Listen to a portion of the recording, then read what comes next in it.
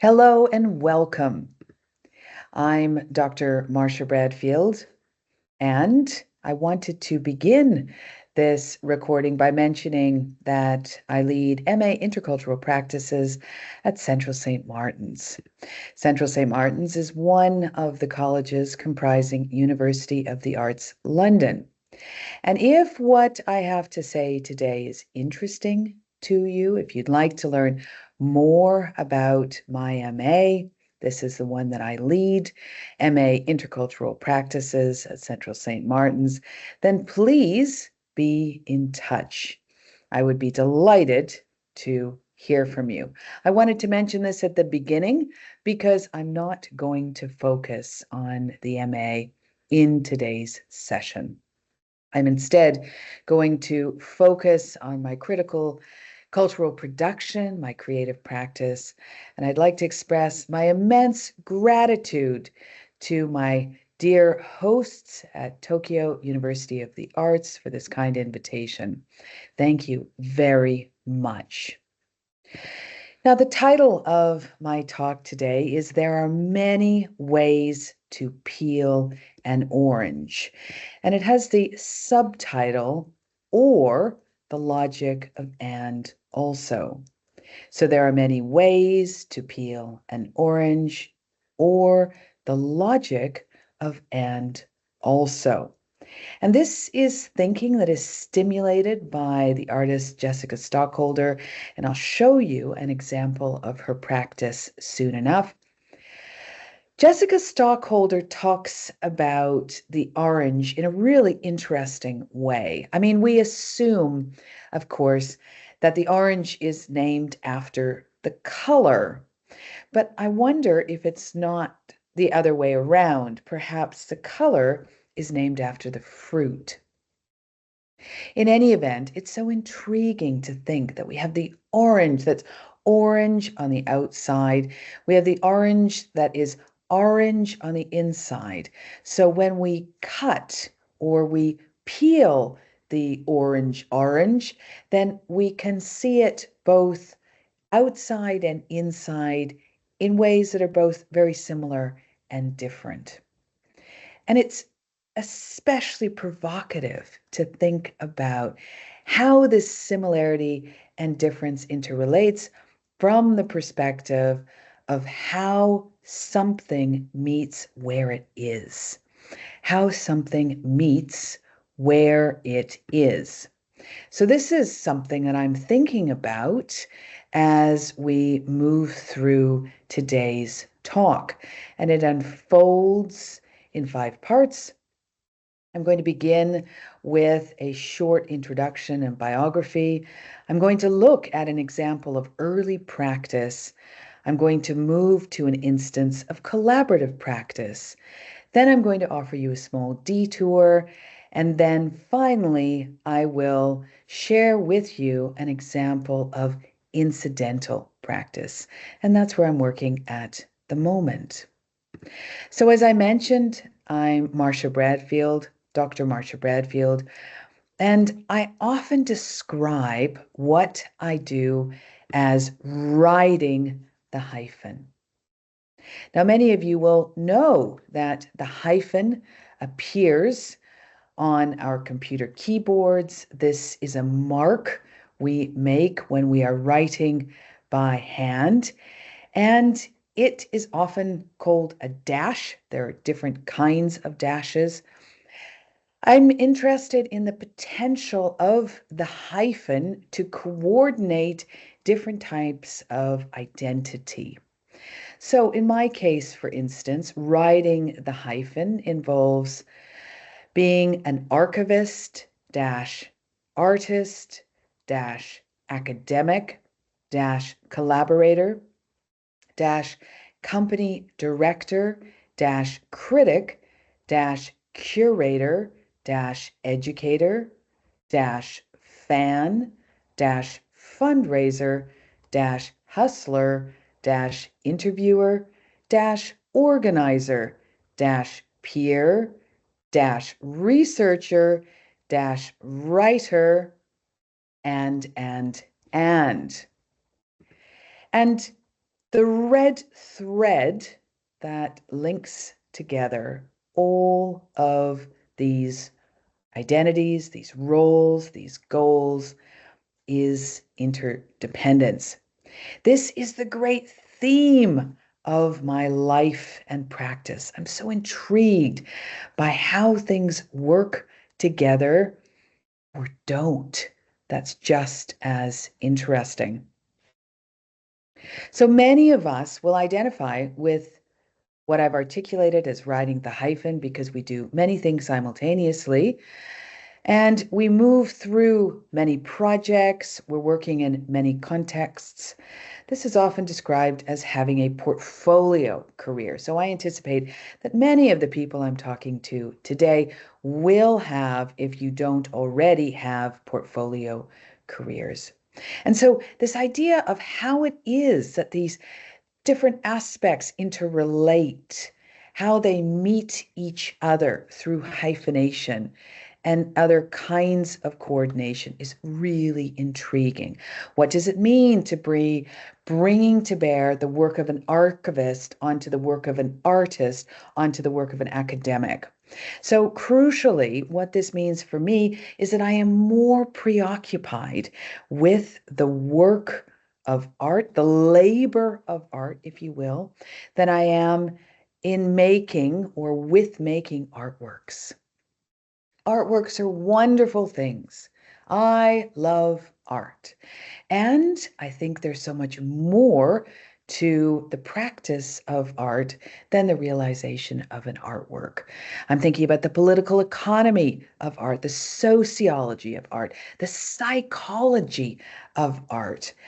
I'm intrigued by how all of these mesh together. And that's in part why I find leading a course that focuses on interculturality, MA Intercultural Practices, where we look at not only the intercultural, but also the interdisciplinary, the intergenerational, this idea of the inter is what for me is so crucial to my lifelong interest in interdependence. If I walk back to the beginnings of this obsession, they start with my training as an art historian. So this preceded my movement into becoming an artist and working as an artist, but I always bring this with me, my history, my practice as an art historian. And I specialized in Chinese culture, Chinese cultural production, Chinese art, Chinese artifacts, Chinese history, absolutely fascinated by the Chinese diaspora. And so, in pursuit of this, I went to Taipei to study Mandarin at the Mandarin Training Center at Shida, which I'm sure some of you will be familiar with. And while there, I worked as an English guide, what is called a docent, at the National Palace Museum. It is a magnificent institution, and I encourage all of you to visit if you can. It's remarkable for its architecture and for its collection of more than 5,000 years of Chinese art. And while working there, I became very intrigued with this figure of the artist scholar. So, this figure of the artist scholar has a long and strong history going back many dynasties in the Chinese history of cultural production, especially within the context of the imperial court. Here we have some examples of artist scholars. They are poring over this calligraphy. They are understanding their scholarship as being at this disposal, the service of the state. They're very interested in using creativity to improve the Chinese context. And so it's fascinating also that the artist scholar had a very particular role, to use the language of Foucault. These scholars, many of them are responsible for speaking truth to power.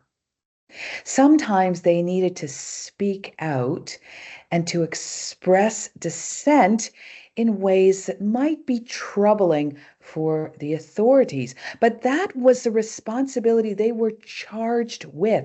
This was part of their job.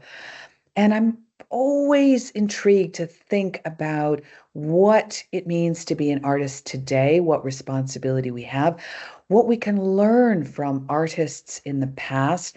Today, many of us consider ourselves to be working internationally. I know I have the enormous fortune of working all around the world, and I value immensely examples of critical cultural production beyond my own context. Having grown up in Canada, I was born in South Africa, grew up in Canada, lived and trained in Taiwan, and now I'm living in the United Kingdom. So this very intercultural background has whet my appetite for looking at examples of critical cultural production, specifically what the artist means in diverse contexts.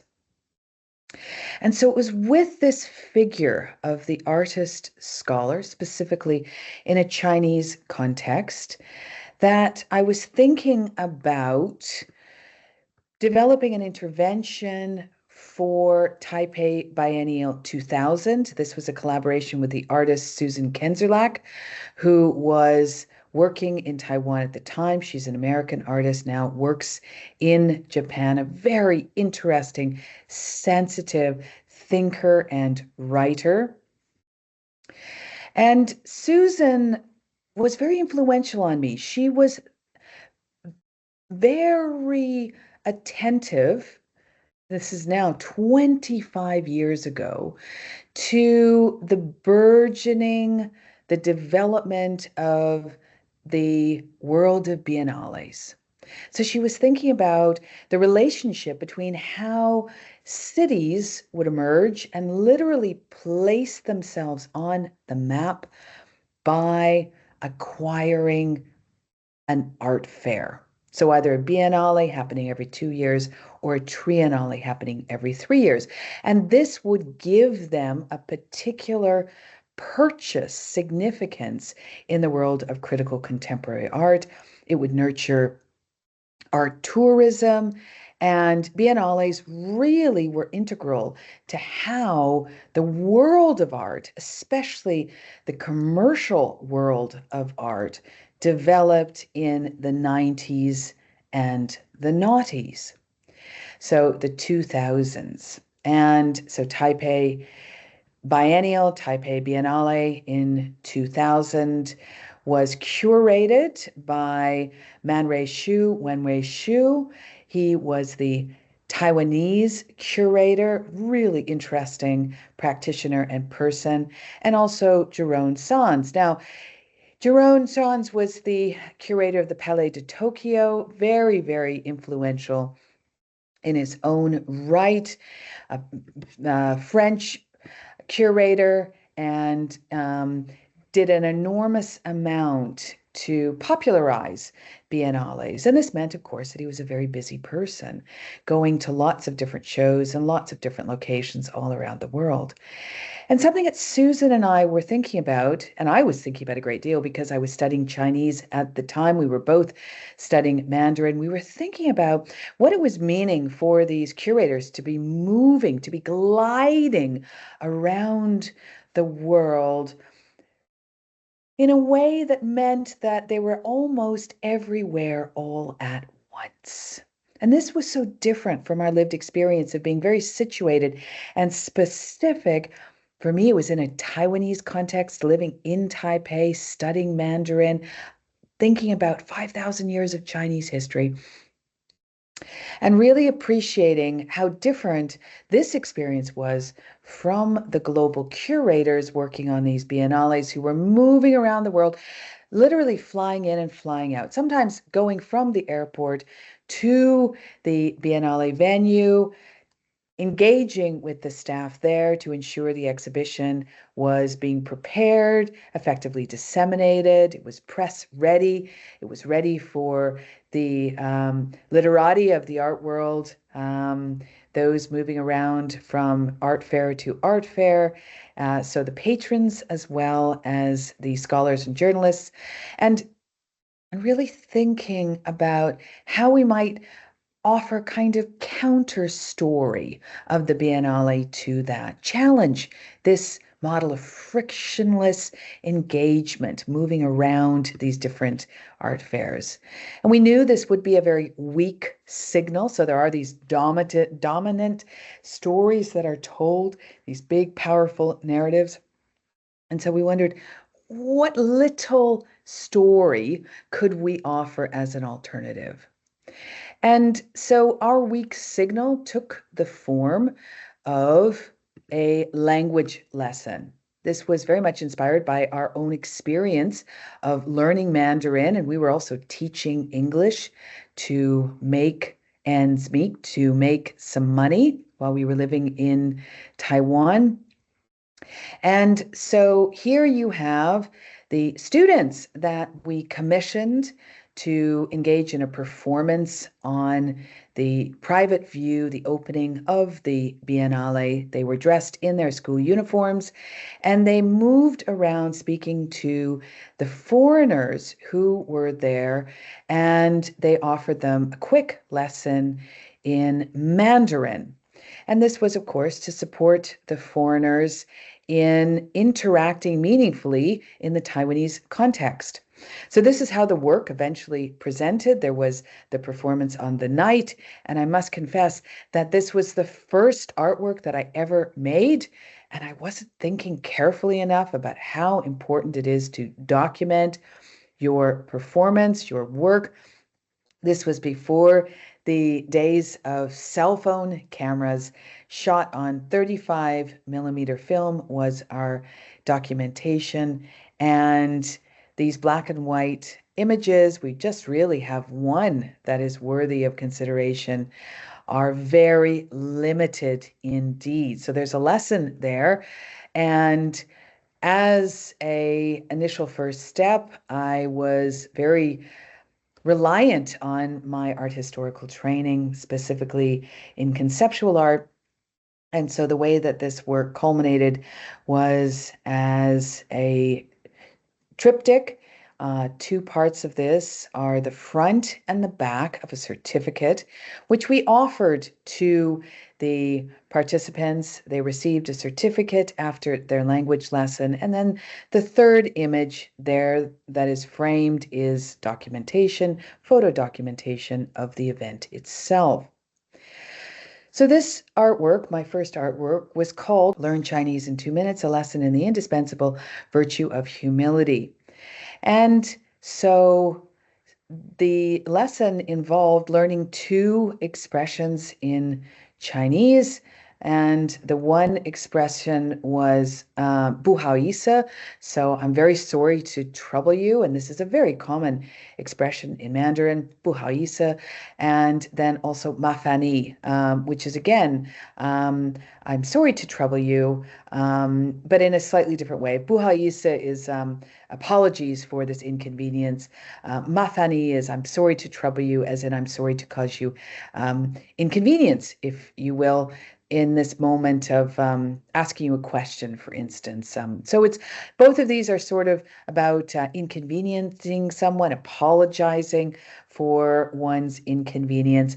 And it was very much my experience as somebody who was learning Chinese that if I could express these idioms with confidence and with genuine humility, they helped me enormously to communicate. And that was really what I wanted to do, was I wanted to communicate in Chinese. And so we really, Susan and I, wanted others to enjoy this experience. Of course, it's funny because you cannot possibly learn Chinese in 2 minutes. This idea of doing so speaks to modern convenience and also the speed at which these biennales unfold around the world. They are years in the making, and then they open for a few months and close. People move from one biennial to the next, again with this glide, this frictionless movement that is reserved for an elite, and this includes an elite set of artists, Biennale artists, and of course, patrons. So this idea of awarding somebody fluency based on a very short language lesson was poking fun at this whole industry of convenience, of very quick delivery, and of course with the idea of critiquing this kind of cultural production, but hopefully in a playful way. So this idea of and also comes to the fore because, on the one hand, this is an example of a genuine and actual language lesson. So people could learn these two expressions in 2 minutes. Buhaisa, mafani. If you practice them, you could learn them very quickly and they could become part of your vocabulary and support you with interacting in the local context and generating a much deeper meaning of what it means to communicate and be in this milieu, in this environment. So on the one hand, this was an actual language lesson. On the other hand, this is an artwork. It's playful, it's critical, and it's intended to be slightly provocative. And I'm very grateful that this is how the curators received this intervention. So this idea of thinking about the content of this particular artwork, I'm dwelling on it at some length because I realized that these themes have been sustaining me for a quarter of a century, for the last 25 years. I'm fascinated with translation, thinking about intercultural exchange, thinking about attitudes. What is our approach? How do we engage in a situation? Are we open? Are we available for new understanding? What about our values? Do we appreciate difference even when it can be challenging? This is also an expression of institutional critique, really thinking about the institutions of art, including museums, galleries, and how it is that they express themselves through, for instance, exhibitions like biennales, critically engaging with this, with the express purpose of thinking about it in ways that might enable new possibilities to emerge. Importantly, as well, this is about my own lifelong learning over 25 years and going strong, and also life-wide learning. So this goes back to the hyphenation. So this idea that the work that I do in my artistic practice, working as an artist, informs the work that I do as an educator, informs the work that I do as an archivist, informs the work that I do as an organizer. So these are the kinds of values that I appreciate have become patterned over my activity.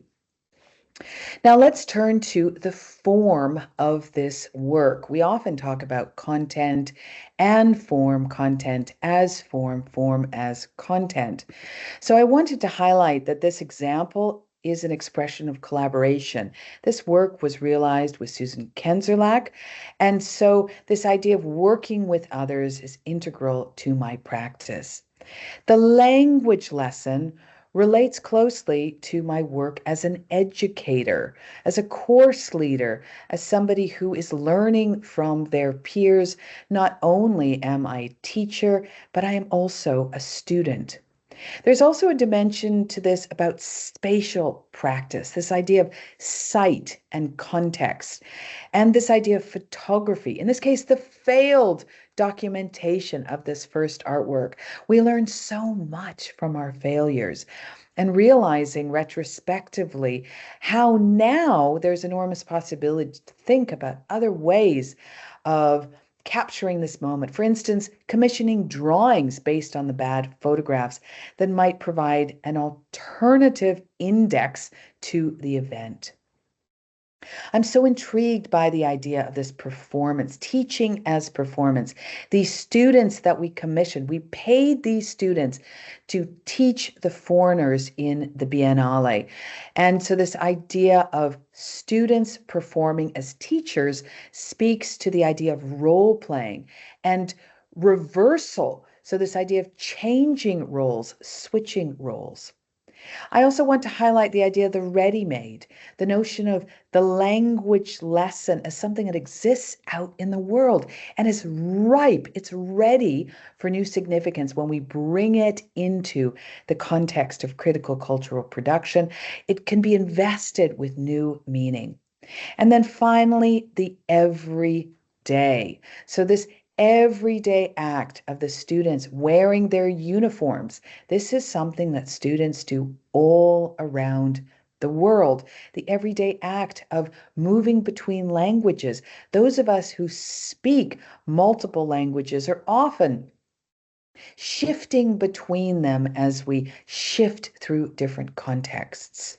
So, wanting to appreciate the richness of this experience in my practice. And this speaks to something that is very important to the work that I do in the world. The idea that on the one hand, we have art with a capital A. This is critical contemporary art. This is the stuff of biennales, triennales, exhibitions.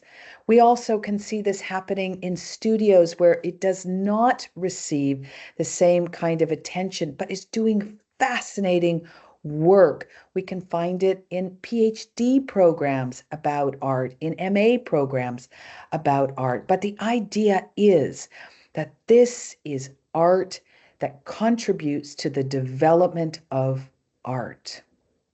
That's art with a capital A. It's in dialogue with its history. It's thinking about its future. It's reflecting and reflexing on itself.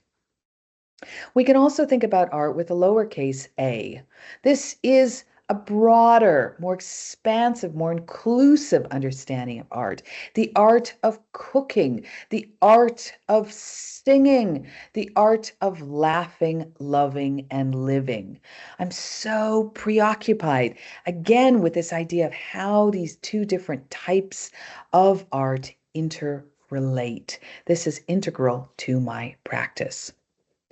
I want to turn now to speaking about another example of the work that I do. This is with critical practice. It's an example of more collaborative work, this time longer term and larger scale. So critical practice was especially active between 2005 and 2017. The group has since then reconfigured, the energies have gone elsewhere. Many of us continue to work together. But critical practice was established to look at the social good of art. And so it attracted not only artists, but also designers, curators, academics. What was really important to our community of practice was practice. We were all practitioners. We are all practitioners. And we were interested in practicing together. And so we also often used to joke that the meeting for us was the medium. This is how we would make our work, is we would realize it through meetings. We would come together, we would have discussions, we would take decisions, there would be actions, there would be responsibilities. We would be accountable to each other. And it was through this process of working together that we were able to do astonishing things that none of us could have done on our own. So here, for instance, is aim number 3 of our aims and objectives. So this is sort of our charter that we use to operate. We reflect critically upon and act creatively within the contexts in which we operate, including the very conditions of our own possibility. I love that phrase. The conditions of our own possibility. I come back to that over and over again. So this idea of context being half the work, was really important to critical practice and remains very important to all of those involved. And I'll tell you in a moment about where this came from. But I just wanted to highlight that critical practice was tethered to Chelsea College of Arts. Chelsea College of Arts is part of the University of the Arts London. And so we were at Chelsea. Some of us were students there. Some of us were professors there. Some of us were administrators there. Some of us had nothing to do with Chelsea at all. But this was our immediate context. It's an absolutely fascinating site with a rich archaeology. I really encourage you to investigate this if you are fascinated by how it is that histories layer on top of each other. Chelsea College of Arts is located right next to the Thames, across the river, this great, mighty thoroughfare that moves through London. Across that, on the other side of the Vauxhall Bridge, is MI6. Some of you will recognize this from the James Bond films. This is where the British government coordinates with its allies and others to be thinking about how it is that crime, espionage, all of these complexities are being managed by the powers that be. So we have Chelsea College of Arts on the other side of the Thames. It sits right next to Tate Britain, this incredible institution of cultural production in the UK, specifically art. And then some of you will be alive to the fact that it's just down the road from the Millbank Tower. This is where the Conservative Party had its headquarters, and then additionally a stone's throw nearby the Houses of Parliament, where all of the government's decisions are taken, ratified, implemented. So it's very close to this locus of power, and it's built on layers and layers of history. Fascinating. So here is our college. Part of our college, this great space in the front, is called the Parade Ground.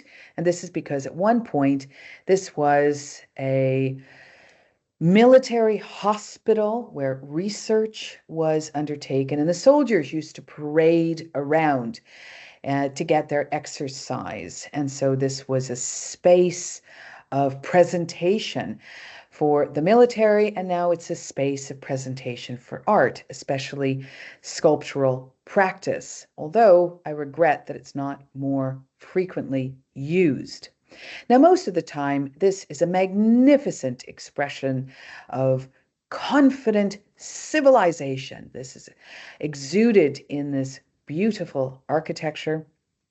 But every year there are a few days when that which is very impressive becomes embarrassing. And if you look to the left of this building, you will see 3 arches. And I just want you to cast your eye over there, because I now want to show you an embarrassing scene. Here you are looking at the skip. So this is the dumpster, the bin, if you will. And the reason why the skip is overflowing is because this is captured the days after the degree show has been deinstalled. Every year we have a great celebration of our students' work. Our final year students, before they graduate, present their learning to the world in a degree show. It's such an exciting event. Thousands of people attend, many from industry to scope new talent. It's a celebration. We are jubilant, and it is very exciting. And then it ends. And then that which was a treasure and had been worked on so carefully for months, if not years, very often becomes trash that goes into the skip. And that's because it's expensive to ship work around the world, and there is so little storage in the UK. It's a small place, and as a result, often that which was a treasure becomes trash very quickly. And it's terribly embarrassing, especially when we aspire to be environmentally sustainable. So, thinking about this idea of how it is that critical practice could critically engage with its context and thinking about how it could reflect on the possibility of transforming what it has available, we went about transmogrifying the degree show detritus, the trash of the degree show, into something new. So we recycled the degree show, and we were inspired to do so by the work of the Italian designer Enzo Mari, who developed a kind of open source approach to furniture design back in the 1970s. So here we have Enzo Mari with maquettes of his furniture designs. And what we wanted to do was to create a different kind of market. We had been spending a lot of time thinking about value. And so we wanted to create a market of values that challenged the way that markets typically broker value. So if we think that markets are about exchanging goods for money, we were experimenting with the potential of the market as a form to exchange something else, to offer an experience in exchange for engagement, attention, new understanding. And so we were interested in this idea of transaction, how it is that we could differently transact. We could transact to create new kinds of value, value that challenged the idea that money, that commercial value, was the be all and end all, because we were increasingly worried about how it was that price was being affixed to everything. The price of life, the price of well-being. These things to us seemed as though they should be exempted from price, that they were so precious that they needed to be differently valued. And so we created this market. We built the market stalls. Here you can see me holding a maquette made from balsa wood of one of these stalls. We worked together to do so using a jig. So a jig is it holds the pieces of the stalls based on Enzo Mari's design for furniture. We created this jig, and this enabled us to, a bit like an assembly line, we could use this to assemble the different puzzle pieces of the jig that had all been pre-cut into a functioning market stall. So critical practice worked with people who were involved in the market, these traders who were trading not goods for money, but artistic practice for appreciation. This kind of exchange needed to happen in this context, on this site, hosted in these structures. So we built these stalls, and it was amazing. There was so much we could use from the skip. We could recycle, especially the architectural department. And interior and spatial design, they use a lot of what are called 2x2s, these sort of pieces of wood that we could transmogrify into our bespoke stalls. And we did this with Public Works. It's a really interesting architectural and design initiative in London. So we created these stalls. We worked with 65 different practitioners. And then it was market day. It was a beautiful day. And so these stalls hosted a milling crowd. We had over 1,000 people come to our market of values, and they were engaged in all kinds of activities. We even had our own currency. And so it was very special to be trading this currency throughout the market. People collected these tokens. They became very special souvenirs of this day. All kinds of activities took place. In the top left-hand corner, some of you will recognize Ezio Manzini, who is very interested in design, when everyone designs, how it is that we can think about design in an expansive way in terms of participation and engagement, thinking about this within cities, thinking about sustainable cities and communities. It was wonderful to have him there. It was a rich and very special experience. And I should say that this was my postdoctoral project. So it was my job as a postdoctoral scholar to use my fellowship to create this extravaganza, to write the funding applications, to facilitate the group. I did this with help from many people in critical practice. As I mentioned, there were some 65 stalls involved. And then after the market, we rehomed these stalls all over central London. So some of them were purchased by the South Bank Centre, I should say. Others went to anti-gentrification markets. Here's a case in point. You can see the awning of the stall, the tarpaulin behind there, and this group of seniors who are practicing martial arts as part of this community initiative. So again, we have this example of and also. On the one hand, this was a market. It was a functioning market. It had the market stalls, the market traders, the milling crowd. It was a space of transaction, of currency exchange, and so much more. On the other hand, this was a critical contemporary artwork that was critiquing market structures more generally, including the privatization of education. So there's a publication that I co-authored as a legacy of this project. And this is an open access PDF. So what that means is that you can download this. And if you are interested in learning more, please email me. I would be delighted to share this with you. It's called Transacting as Art, Design, and Architecture, a Non-Commercial Market. And it's a peer-reviewed publication by Intellect. Now, I just want to draw breath. I'm going to have a quick sip of my coffee. And I want to offer you a brief detour.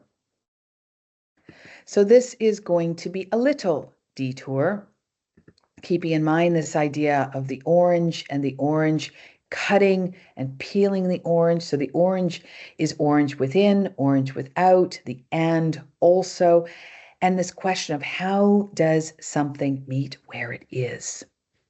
So I have this question, another question, how to meet the worlds of contemporary art. And I'm thinking about this as an educator, as a practitioner, and also as a student. So this question of the artist's role in society is very important to me. And on the one hand, we have these examples of what I would call ontologically strong art. So here we have a work by Jessica Stockholder. You'll recall that I mentioned that it's her thinking around orange that has inspired my own. And so here we have this sculpture. It's ontologically strong because it's stuff, it's in an institution, it's an art work in a very strong sense, it's collected, it has insurance, and it is permanent to the extent that it is reconfigured in this way when it is shown. It has this kind of presence in the world. So there is this idea of art, and I'm very intrigued by this, art as ontologically strong, like this example, art as enjoying autonomy, so that it's somehow or another separate from the world, art as an expression of originality, so it's special, it's unusual, one of a kind, and art as accreting fame to the artist. So a byproduct of making art can be fame, originality can result in fame. And then again, this idea that art produces stuff, it produces a lot of stuff. It produces artworks, but it also produces documentation, it produces contexts, it produces benches where you can sit to look at artists, it produces rubbish from private views. So all of these things are really intriguing when we begin to constellate what the art world is. And this is above and beyond thinking about artists, thinking about curators, thinking about patrons, collectors, and other actors in this sociological space.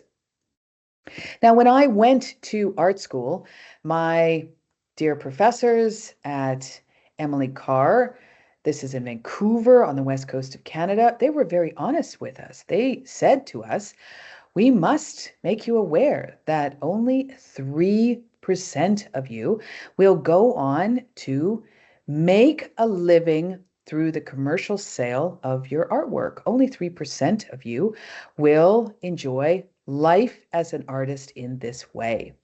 And in fact, retrospectively, I think that's quite high, only 3%. Now, as a student, I didn't really know what this meant. I was hearing it, but it was difficult for me to understand, well, what does this mean to me? Some moments I thought, oh, this is wonderful because I will be part of the 3%. Of course, I will be part of the 3%. I'm a great student. I will succeed. Other moments I thought, oh my goodness, maybe I'm not part of the 3%. And especially later, as I began to get to grips with this idea, it dawned on me that this was very unusual. It seems to be part of a very particular myth I like to call the cherished myth of art schools. This idea that art schools create a particular artistic class and they are exceptional. And this is a story that art schools tell themselves over and over again. Here's an expression of it in Chelsea College of Arts. We have this big decal on the wall of our entrance to the college. This is Chelsea, it says, and there's a description of the college there. And then if you look at that black writing below, the writing on the left, you can't read it very easily in the slides, but it says courses. And it's roughly the same as the writing on the right, which says alumni. So these are alumni recognized by Chelsea as their own. These are successful alumni. Now, the numbers change a little bit from year to year, but let's guess that Chelsea is about 15 to 1,800 strong. That's how many students we have at the college. This is a very well-established institution. It's been going for over 100 years if we think about the polytechnics that preceded it. So there have been thousands and thousands and thousands of students who have graduated from Chelsea. Yet the institution only recognizes a very few. This is far less than 3%. And yet these are the ones that are named by Chelsea on the decal that adorns its entryway. The question, of course, is what happens to the 97%? What happens to all the rest? And I think this is a much more interesting story, if I'm being honest, because my feeling is that all of these people figure out much sooner than I did that there's so much possibility if we expand how we're thinking about art. If instead of thinking about art as ontologically strong, we can embrace art as ontologically weak. If instead of thinking about art as autonomous, as being on its own, as having a special relationship to society, there's a great deal of opportunity in thinking about art as responsive, thinking about context as being half the work. Instead of holding up originality as being a hallmark of art, what happens when we embrace the possibility of and also? Art potentially also being design, for instance. Now, this question of fame is also intriguing Because personally, I never wanted to be famous. And this was a problem because I didn't have good role models when I went to art school.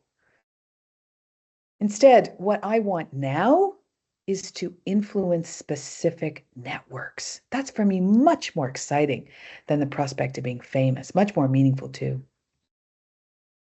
And then finally, this idea that art produces stuff. It does, it always will. But what if we focused instead, going back to the idea of instead of the artwork as being the priority, the work of art, the experience that art gives us as being what is seminal to this critical cultural production. So really what I'm getting at here is a different system of values. And that is what I want to underscore in today's session. It is true that I have enjoyed an enormous number of opportunities working in institutions, and I'm very grateful for the profile that this has given me as a practitioner. But I think for those of us who identify as the 97%, there is tremendous possibility to be working in other contexts beyond the institutions of art. So on the one hand, that's the end of this little detour because I'm speaking about what it means to be trained as an artist. The same applies to being trained as a curator, trained as a designer as well, I think. On the other hand, this has become saturated into my own practice as a critical cultural producer.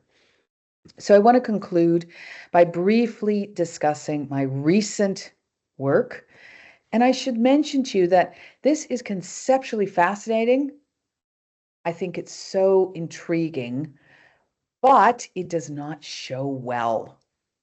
I'm not going to be able to share with you a sculpture like the one that you saw earlier, like this beautiful three-dimensional assemblage by Jessica Stockholder. I can't even offer you a seductive build like the Market of Values. And that's because this is low visibility practice, and it's much more about a set of relationships that are still finding form. So we can talk about it in terms of a weak signal. Now, on the one hand, the signal is weak because it is not screaming, "Look at me." On the other hand, this signal is strong because it calls to us from history. Once upon a time, there was an astonishing group of artists based in the UK called the Artist Placement Group. That's what APG stands for, Artist Placement Group. And they were the brainchild of this woman here, Barbara Stravini. In 1965, Barbara Stravini was collecting materials for artists in some factories outside of London, and she asked herself the question, why aren't we here? So the question she was asking is, why aren't artists in the factories? Why are we taking materials from the factories to the studio? And so she developed with others, she co-founded the Artist Placement Group as a way of placing artists in extra artistic contexts, beyond the studio, beyond the gallery, beyond the Biennale. And so Barbara Stravini died in 2020. Here you can see her on the right. She is doing a tour. She taught at Chelsea College of Arts, and so she's touring around Chelsea, London here. And we just recently are celebrating her life and enormous contribution at her first retrospective, which is taking place at Modern Art Oxford. And this is called I Find Myself. So it just opened on the 28th of February, and I was just there at the exhibition activating this artwork as part of a day, and I was doing so as part of Incidental Unit. So first, there was the artist placement group. Here you can see them gathered together at what's called the sculpture. So the sculpture was a table and chairs where they came together to discuss their work, often in public. And then the artist placement group iterated into O+I in about 1989, thereabouts. It became organization and imagination, O+I. And then subsequently in 2016, we refounded the artist placement group as a third iteration, and this is called Incidental Unit, IU. So we moved from being APG, artist placement group, to O+I, organization and imagination, to IU, incidental unit. And here we're gathered around the sculpture, which was recreated at Modern Art Oxford. And we are discussing the potential of placing artists in industry with this representative of Scott Bader. And it's so interesting because Scott Bader produces plastics. And Scott Bader had worked with the artist placement group a very long time ago. And now we have renewed this relationship to think about how it is that artists could continue to work with this company called Scott Bader, who make plastics and resins and other industrial products, and engage with them by working incidentally. So they're not going to make the plastics. The artists are instead going to make work, make artwork, make incidental practice that engages with this context. I'm coming to the end now, but I just wanted to very briefly show you an example of incidental practice. Here is Nicola Ellis, who works with Ritherton. So she's an artist who works with this company who makes these metal boxes. And so Nicola is working to create dialogues with the boxes. Here you can see her interacting. This is at an exhibition we had at South London Gallery. That's me on the right-hand side, interacting with these boxes, and crucially, the machines that make them. So here is an artwork that Nicola produced working with the machines that create metal boxes. This takes place in the factory of Ritherton. And so she created this artwork using the principles of 5S that many of you will be familiar with because they're so integral to Japanese manufacturing, and they're integral to the company that produces these boxes. So she is using the system of sort, set, shine, standardize, and sustain. And this is a sculpture that she created. So again, it's this logic of and also. She's working with the company to imagine how they might work differently, how they might innovate and develop their products. And she's also creating works of art. So this idea of placing artists in industry is so fascinating when we think about what it means to be engaging in the role of critical cultural production in for society, how it is that we're contributing to that. as critical cultural producers, as artists, designers, curators, critics, and others. Thank you so much for your attention.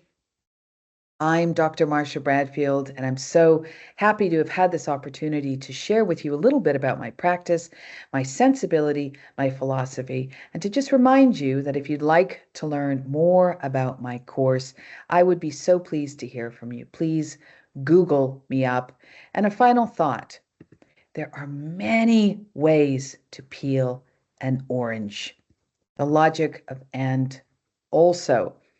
And again, I just hope that what you take away from today's talk is that how we think about critical contemporary art has enormous possibility when we are really willing to challenge our assumptions and work together to create new tomorrows. Thank you so much for your time today. I hope to hear from you in future.